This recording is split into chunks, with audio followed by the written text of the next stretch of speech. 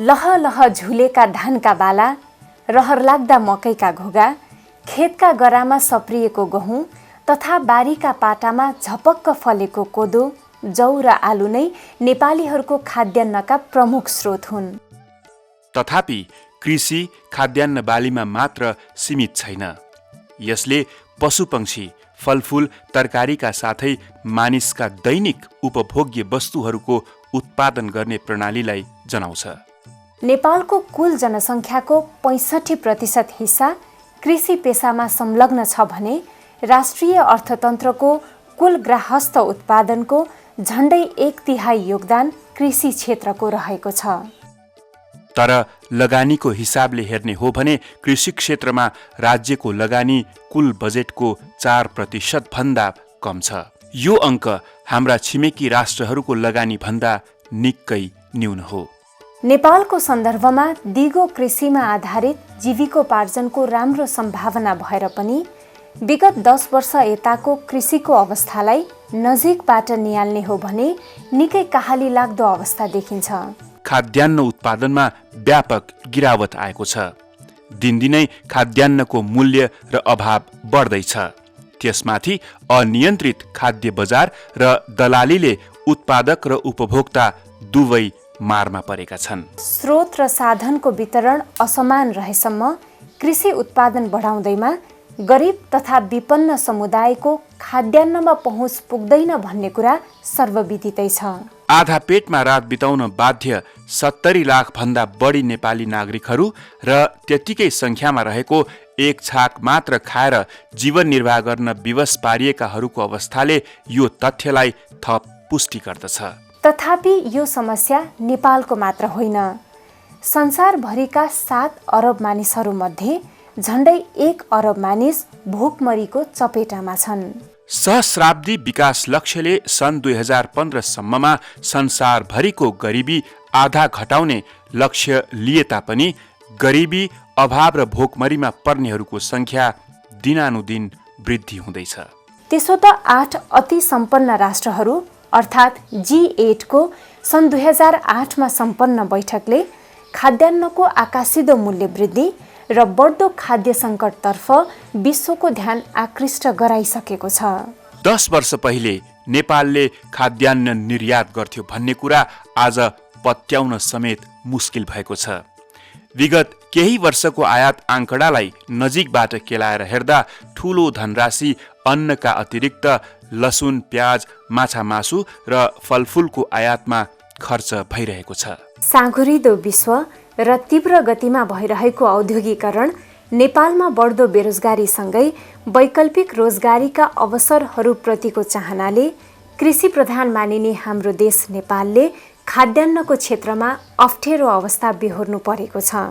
परिणाम त वात्तै बढेको वैदेशिक रोजगारीको बाढी र त्यसबाट तुलनात्मक रूपमा राम्रो प्रतिफल अनि आश्रित परिवार गाउँबाट सहर पस्ने प्रवृत्ति वा भनौं सहर केन्द्रित बसाइसराई अर्को समस्याका रूपमा जन्मिएको छ। यता खेती गर्नेहरूले पनि श्रमिक नपाउने र कृषिबाट प्राप्त आम्दानीले घर खर्च धान्न मुस्किल पर्ने। विडम्बना, उता वैदेशिक रोजगारको कमाई नेपाल भित्रिएर उत्पादनको काममा प्रयोग हुनुको सट्टा उतैबाट आएका खाद्यान्न र लत्ता कपडामा खर्च गर्नुपर्ने अवस्थाले कमाएको पैसा जताबाट आएको हो उतै फर्किएर जाँदैछ। युवकहरू वैदेशिक रोजगारमा जाने, बालबालिकाहरू विद्यालय पठाउनै पर्यो। खेतीपातीको कामको जिम्मा बाँकी वृद्ध वृद्धा र महिलाको काँधमा छ। महिलाले हलो जोत्न हुन्न भन्ने सामाजिक मान्यताका कारण आफ्नो 9 वर्षीय छोरालाई हलो जोत्न लगाउने दोलखा सुष्पा क्षेमावतीको यो दृश्यलाई प्रतीकात्मक रूपमा लिन सकिन्छ।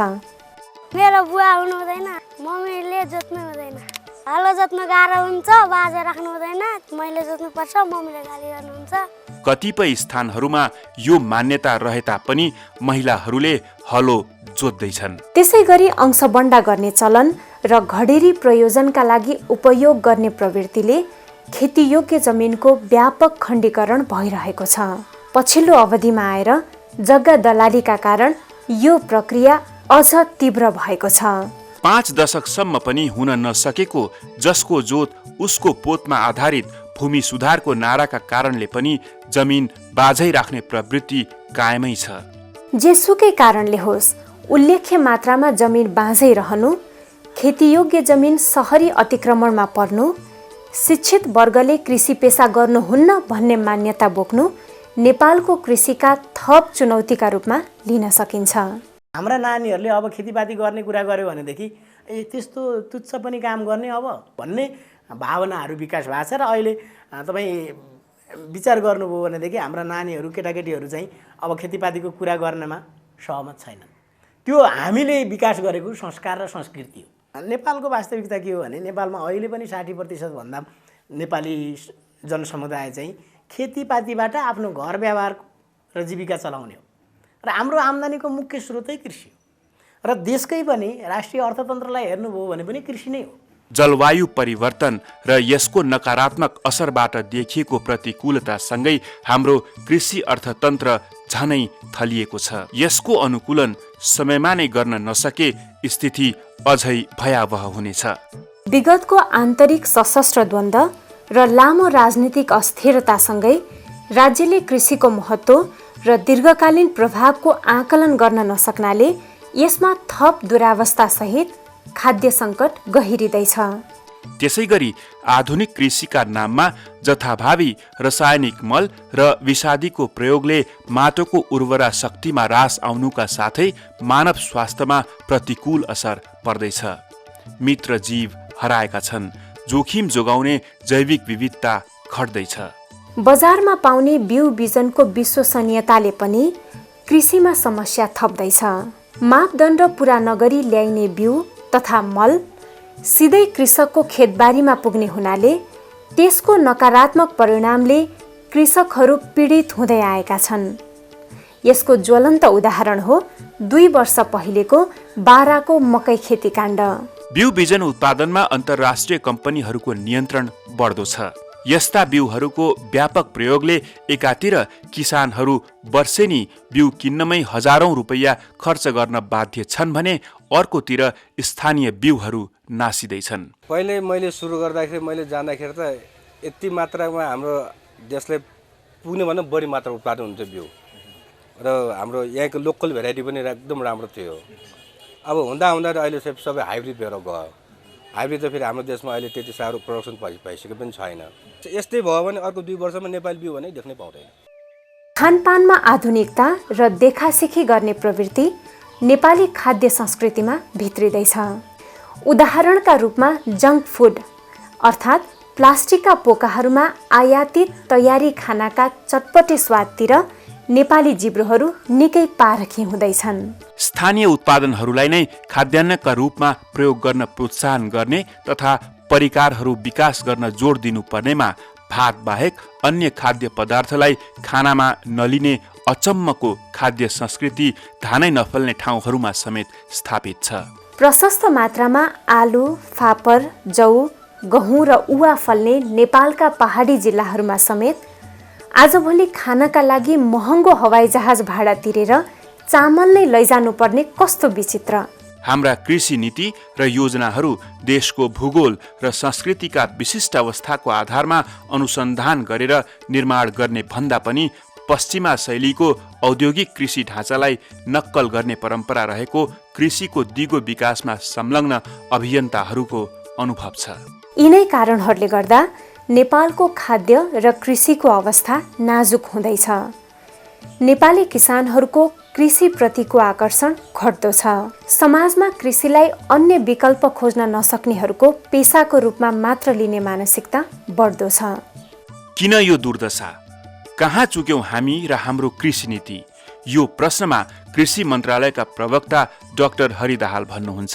कृषिको चाहिँ के भने लगानी कमी भएको कारणले गर्दाखेरि जुन चाहिँ दीर्घकालीन कृषि योजना हो त्यो चाहिँ नै पूर्ण रूपमा चाहिँ लागू हुन सकेन। हाम्रो चाहिँ फर्टिलाइजर कन्जम्सन पनि अत्यन्त कम भयो। सिडहरू पनि चाहिँ हामीले राम्रो क्वालिटीको सिड पर्याप्त परिमाणमा हामीले उ गर्न सकेनौँ र ट्रेडका कुराहरू आए, मार्केटको चाहिँ पनि हामीलाई चाहिँ समस्या छ। हाम्रो सबैभन्दा ठुलो चाहिँ ब्यारियर भनेको चाहिँ यो ट्रान्सपोर्टको हेर्नुहोस्। हाम्रो मुलुक अलिक बढी पहाडी मुलुक हो, त्यसले गर्दाखेरि के छ भन्दाखेरि ट्रान्सपोर्ट कस्टली भयो हैन। अब अनुगमनका कुराहरू पनि त्यत्तिकै चाहिँ नि हामीहरूको चाहिँ नि गर्नुपर्ने त्यति हुन सकेका छैन। ह्युमन रिसोर्सलाई पनि हामीले राम्रो मोबिलाइज गर्न सकेका छैनौँ।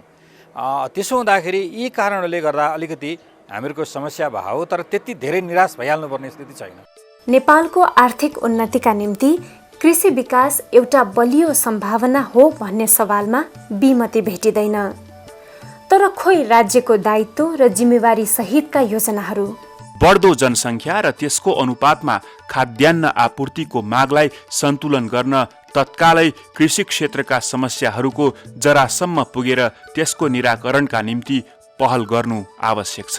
सबैभन्दा पहिले आउने दिनहरूमा खाद्यान्न, फलफुल, माछा मासु र तरकारी तथा दैनिक उपभोग्य कृषि उपजहरूमा आत्मनिर्भर बन्न के कस्तो कृषि रणनीति तथा कार्यक्रम बनाउन सकिन्छ भन्ने बारेमा व्यापक बहस हुन जरुरी छ। त्यसपछि खाद्य सङ्कट समाधानका निम्ति पहिलो आवश्यकता हो भूबनौट र मौसम अनुकूलताका आधारमा खाद्यान्नका लागि दिगो खेतीपाती अभियान र त्यसको प्रवर्धनका निम्ति कृषि रणनीतिको विकास। अनि कृषिको दिगो विकासका निम्ति उपयुक्त कृषि प्रविधि तथा संस्थागत विकास गर्न आवश्यक छ। यी कार्यहरूमा अनुभवी किसानहरूको प्रत्यक्ष सहभागिताले मात्रै अपनत्व प्रदान गर्दछ। 32 सालदेखि 48 सालसम्मको त्यो अवधिमा रासायनिक मल, विषादी, विभिन्न खालको चाहिँ तपाईँको अरू कृषि रसायनहरूको प्रयोग गरेर हामीले खेती गऱ्यौँ। मैले धेरै कुराहरू प्रत्यक्ष रूपमा अनुभव गर्ने अवसर पाएँ र त्यो सिकाइले मलाई के सिकायो भने कृषि रसायन खेतीपातीको अन्तिम विकल्प होइन भन्ने कुरा चाहिँ पुष्टि भयो। अनि त्यसपछि अनि मैले 48 सालपछि 49 सालबाट म चाहिँ प्राङ्गारिक खेतीतर्फ लागेँ। प्राङ्गारिक तरिकाले उत्पादन गरेको जुन उत्पादन छ त्यो चाहिँ रासायनिक प्रविधिबाट उत्पादन गरेको भन्दा धेरै राम्रो छ, बढी फलाउन सकिन्छ, त्यसमा पौष्टिक तत्त्व बढी हुन्छ भनेर विज्ञानले पुष्टि गरिसकेका छ र उत्पादन पनि दिगो हुन्छ। हामीले जुन बाहिरबाट मल धेरै ल्याइरहेका छौँ त्यसको सट्टा चाहिँ गोठे मल सुधारका कुराहरूलाई र भकारो सुधारका कुराहरूलाई किसानहरूलाई अनुदान दिनुपर्छ। प्राङ्गारिक प्रमाणीकरणका कुराहरू साना किसानको लेभलमा सहकारीहरूले आफूले पैसा तिरेर यो प्राङ्गारिक प्रमाणीकरण गर्न सक्दैन। प्राङ्गारिक प्रमाणीकरणका लागि राज्यले त्यो कुरा चाहिँ व्यवस्था गरिदिनुपर्छ। पुर्खाको पालामा जहाँ जहाँ मलिला ठाउँ भनेर खेती गरेका थिए ती सबै ठाउँ सहरीकृत भए। कृषि भनेको अब मलिला ठाउँबाट पाखा भित्तामा सर्दैछ, तराईबाट विस्थापित भएर चुरेमा सर्दैछ कृषि, काठमाडौँ उपत्यकाबाट विस्थापित भएर पाखा भित्तामा सर्दैछ कृषि। युवालाई श्रमशक्तिलाई कृषिमा राख्ने खालको अवस्था चाहियो, वन सम्वर्धन गर्ने अवस्था चाहियो, किसानले आफ्नो जमिन बुझेर जमिन अनुसारको ढाँचा बनाउन सक्ने हुनु पर्यो, राज्यले पनि राज्यको भूउपयोग नीति बनाउनु पर्यो। यी परिप्रेक्ष्यहरू मिलाउन सकियो भने अनि हामी प्राङ्गारिकमा जान सक्छौँ। आवश्यकतामूलक कृषि अनुसन्धान, सेवा, सूचना र प्रविधि हस्तान्तरण तथा अनुगमन र उत्पादक एवं उपभोक्ता बीचको संस्थागत सम्बन्ध निर्माणले कृषिलाई प्रभावकारी बनाउन मद्दत पुग्नेछ। सङ्खुवासभाको ओक्तेन र जुम्लाको सिन्जा बेसेका किसानहरूले उपयुक्त प्रविधिको सेवा कहिले पाउने हो? कृषि प्राविधिकहरू भन्छन् 2068 सालसम्म पनि कर्णाली क्षेत्रका लागि एउटा मकैको जात समेत सिफारिस गरिएको छैन। देशको भौगोलिक बनावट अनुसार सबै क्षेत्रका गरा र पाटाहरूमा सहज रूपमा प्रयोग गर्न सकिने कृषि उपकरणहरूको प्रवर्धन के आजका दिनमा असम्भव हो? होइन भने यसतर्फ हाम्रो ध्यान कहिले जाने? भू बनौट र जमिनको प्रकृति अनुसारको कृषि प्रविधिको विकास, प्रवर्धन र अनुकूलनमा सबैको ध्यान पुग्न ढिलो भइसकेको छ, जसको मार ग्रामीण किसानहरूले खेप्नुपर्ने तीतो वास्तविकताभित्र कृषिको रूपान्तरण र दिगो कृषि विकास सम्भव छ। खाद्य सङ्कट समाधान सहितको कृषिको दिगो विकासले मात्र किसानको जीवनस्तर उकास्न तथा राष्ट्रिय अर्थतन्त्रमा योगदान बढाउन सकिन्छ भन्ने सम्बन्धमा खाद्य तथा दिगो खेतीपाती अभियान फरेस्ट एक्सन नेपालका डाक्टर कृष्ण पौडेल भन्नुहुन्छ। अहिले जे जस्तो कृषि नीतिहरू रणनीतिहरू बनाएको छ त्यसले किसानहरूलाई चाहिँ खेती गर्ने उत्साह छैन र खेती गर्ने उत्साहको मात्रै कुरा होइन, अब खेतीबाट फाइदा पनि छैन। गएको 20 वर्षदेखि नेपालको कृषि नीतिहरूमा हेऱ्यो भने, कृषि कार्यक्रममा हेऱ्यो भनेदेखि चाहिँ खाद्यान्नका लागि कृषि वा खाद्यान्न प्रवर्धन गर्ने कृषि नै छैन। गाउँको खेतीयोग्य बाँझो जमिनमा खेती नगरेसम्म खाद्यान्न वृद्धि हुँदैन भने गाउँमै अवसर सिर्जना नगरेसम्म सहर केन्द्रित बसाइसराई रोक्न सकिँदैन। तर विडम्बना कृषि कर्ममा आफ्नो सिङ्गो जीवन बिताउने किसानहरूको भूमि तथा अन्य स्रोतहरूमा पहुँच छैन। भनिन्छ 1/4 कृषक भूमिहीन छन् भने नेपाली किसान मध्ये झण्डै 60% खेतीपातीबाट घर व्यवहार चलाउन मुस्किल छ। रोजगारका लागि विदेश जानेले समेत त्यहाँ पनि खेतीपातीकै काम गर्नुपर्ने भएपछि स्वदेश फर्किएका युवाहरू आजभोलि कृषि पेसामा नै रमाउन थालेका देखिन्छन्। म केयर किपर गर्थेँ अनि कुनै 2 घन्टा छुट्टी हुन्थ्यो दिनको 2 घन्टा छुट्टी हुँदाखेरि किन यतिकै बस्ने भनेर म एग्रिकल्चरमा पनि जान्थेँ गर्थेँ। अनि त्यहाँ चाहिँ हल्का काम दिन्थ्यो उसले, प्याकिङ गर्नेमा हुन्थ्यो, प्याकिङ गर्थ्यौँ आउँथ्यौँ। तर फार्मभित्र छिर्न खुब इच्छा लाग्थ्यो कि माटो छैन हेर्न, पानी छैन, उसले कहाँबाट पानी लिएर आएको छ, कहाँबाट माटो लिएर आएको छ, कति तले मिलाएर बनाएको छ कि त्यो देख्दाखेरि हाम्रो नेपालमा किन नगर्ने, हामी किन यहाँ विदेश आउने, म नेपालै गएर गर्नुपर्छ, तपाईँहरू पनि फर्क्यौँ। म साथीहरूलाई भनेको उहाँको मैले नडाटी भन्दा 1-20 कमाउँथेँ, त्यसको दुगुना म यहाँ कमाउँछु। यही छ राम्रो, सुख छ, परिवारसित छौँ, शान्ति छ, मनमा सन्तोष छ। उहाँ गएर नि साहुको घरमा काम गर्ने हो, साहुले लातेले हान्छ, यो गरिनस् ऊ गरिनस्, कुनै बेला खाना दिँदैन, आफूलाई भोक लागिरहेको हुन्छ, बिरामी भइरहेको हुन्छ। प्लिज नजानुहोस्, म पनि विदेश गएर आएको हो, विदेशमा केही छैन, गरेरै हुने हो, गर्न सके आनन्दले।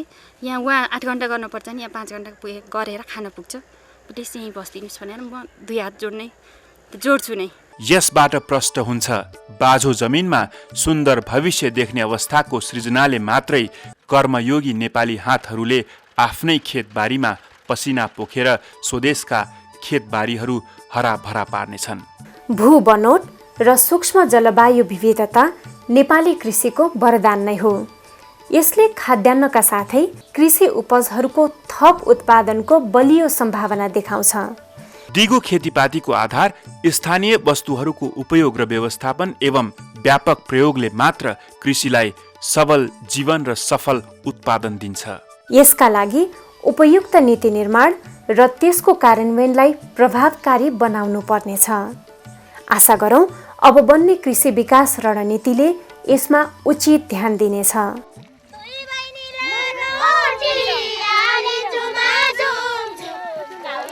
Bye.